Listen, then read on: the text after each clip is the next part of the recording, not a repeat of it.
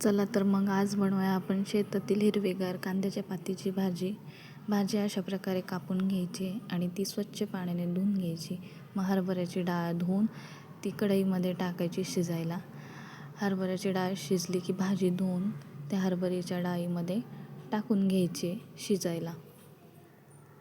भाजी थोडी मिक्स करून घ्यायची, खालवर हलवून घ्यायची. भाजीला चांगलं पाणी सुटेपर्यंत शिजून घ्यायचे आहे.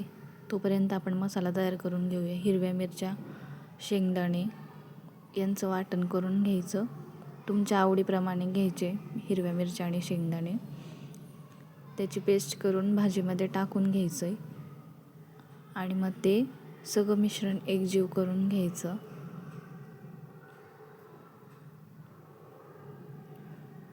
सगळं मिश्रण एकजीव झाल्यानंतर त्यामध्ये ते वाटणाचं पाणी घालून घ्यायचं. परत मिश्रण एकजीव करून घ्यायचं. त्यानंतर चवीनुसार मीठ टाकून घ्यायचं. 2 चम्मच तेल टाकून घ्यायचं आपल्या आवडीप्रमाणे आणि भाजीला उकळ फुटू द्यायचं आहे.